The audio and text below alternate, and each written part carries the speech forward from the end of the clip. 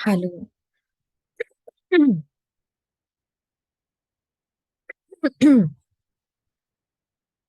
Hello. Good evening all. God bless us all. जैसे कि आपके ऑल इंडिया बार examination start होने वाले हैं, तो मैंने सोचा कि 2021 का क्वेश्चन पेपर सॉल्व कर लेते हैं। जैसे आप लोगों को एक आइडिया आ जाएगी कि एग्जामिनेशन हॉल में आपको कंफ्यूजन नहीं होगा कि किस तरह का पैटर्न आने वाला है, किस तरह के क्वेश्चंस आने वाले हैं। मेरा नाम है एडवोकेट पीयू रत्नानी, और मेरी यूट्यूब पे क्लासेस का आप तो देख ही रहे होंगे। जिन्होंने मेरा चैनल को लाइक शेयर सब्सक्राइब नहीं किया, प्लीज लाइक शेयर सब्सक्राइब कर दीजिए। बेल आइकन को प्रेस कर लीजिए, आप लोगों को नोटिफिकेशन मिलते रहेंगे। वैसे तो मैं बहुत कुछ सिखाती हूँ। ट्राई ज्वाइनिंग द क्लास, मेरी ऑनलाइन क्लासेस फ्री होते हैं। Let's begin without wasting of time. I am advocate Piyu Ratnani, as I already mentioned. चलिए let's begin the class here. Question number one जो है, how many kinds of presumption are there as classified by the supreme court. अब presumption जो है वो supreme court ने क्या classify, वैसे तो देखा जाए इरिबटेबल होती है, रिबटेबल होती है, प्रिजम्पशन होता है, मिक्स्ड प्रिजम्पशन ऑफ लॉ होता है। तो ये सारे के सारे सुप्रीम कोर्ट ने हम लोगों को प्रिजम्पशंस बताए हैं। तो the answer to the presumption is all of the above. If you can see this question, the answer is all of the above, जैसे कि मैंने आपको बता दिया। चलिए क्वेश्चन नंबर टू पे आते हैं। What is the leading decision of Maneka Gandhi versus union of India, right of hearing. अब लीडिंग केस जो था ना मेनका गांधी का, इसको 1978 के केस लॉ में दिया गया है। सुप्रीम कोर्ट की केस लॉ है एससीसी, पेज नंबर 248, जिसमें Maneka Gandhi versus union of India के बारे में बताया गया है। और मैं आपको बता दूं कि ये जो केस था it was very important, very very important, क्योंकि ये ऑडी अल्ट्रम पैटर्न के बारे में भी बताता है। You all must be knowing what is audi alteram partem, है ना। ऑडी अल्ट्रम पैटर्न, ठीक है। तो इसको एक बार देख लीजिएगा। Question number three, advocate act 1961 came into force on. कब एडवोकेट एक्ट 1961 फोर्स में आया था? एडवोकेट एक्ट 1961 जो फोर्स में आया था 19th ऑफ मई 1961। ठीक है, नेक्स्ट क्वेश्चन पे आ जाते हैं। Question number four, harbouring an offender who escape from the custody और whose apprehension has been ordered. Harbouring को लेकर अगर आपने आईपीसी सेक्शन पढ़ा होगा 216, तो आप लोगों को हार्बरिंग को लेकर कोई भी, क्योंकि ये एक कैपिटल ऑफेंस के बारे में बताया गया है। पब्लिक सर्वेंट को लेकर एप्रीहेंशन, हार्पर्स को लेकर जो भी होती है, यहाँ पर जो कैपिटल ऑफेंस की इम्प्रिजनमेंट होती है 7 years। Now next question, question number 5 बोलता है मैक्सिम एक्टर्स नॉन फेसेट निसी मेंसेट रिया, इसका मतलब क्या होता है? There can be no crime without guilty mind. ठीक है ना।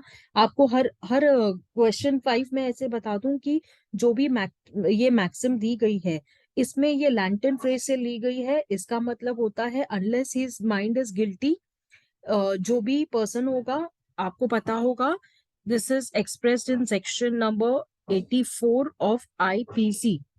84 of IPC speaks about this very well.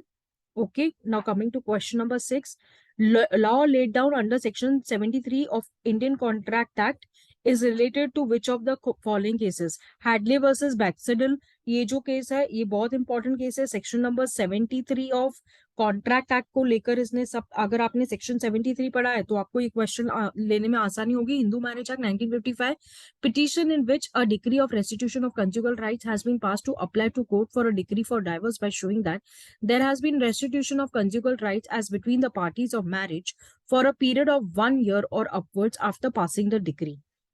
अब इसका जो कंज्यूगल राइट्स है, आपने अगर section number 9 Hindu marriage act देखा रहेगा, डाइवोर्स पिटीशन भी अगर आपने देखी होगी 13(1)(IA) में, तो आप लोगों को ये क्वेश्चन को आंसर करने में बिल्कुल भी प्रॉब्लम होगी, क्योंकि does not permit any party to that. This is the answer. Answer number C, does not permit. Okay. Question number 8, the offense under the Prohibition of Child Marriage Act 2006। अभी ये child marriage act अगर आपने 2006 पढ़ी होगी, तो ये question number 8 जो है आपको बहुत आसान होगा करने के लिए, क्योंकि ये सेक्शन नंबर 15 इसमें जो दिया गया है, if you have read section number 15 of ये जो है offence under prohibition of child marriage act 2006, I don't think so this answer is so hard to reply. Cognizable and non bailable ऐसे offences होते हैं जो चाइल्ड मैरिज एक्ट 2006, ये तो आपने एक्ट पढ़ी है तो पता होगा।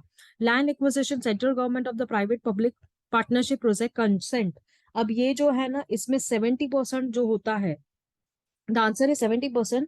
Land acquisition by the central government for public private partnership project, 70% affected families जो होती है। अगर आपने सेक्शन नंबर 2 का 2 पढ़ा है, किसका, राइट टू फेयर कंपनसेशन, और इसके बारे में आपने 2013 का ये एक्ट है, इसको अगर आपने पढ़ा है, then only you can answer this question. Then question number 10 क्या बोलता है, a company which is not a domestic company will pay a income tax at the rate of how many percent. Income tax की बात कर रहा है यार, 40% की बात कर रहा है। जो भी कंपनी एक डोमेस्टिक कंपनी नहीं है, उसको 40% भरना रहता है। Question number 11, as per section 53 of IPC, injury denotes any harm whatever illegally cause to any person.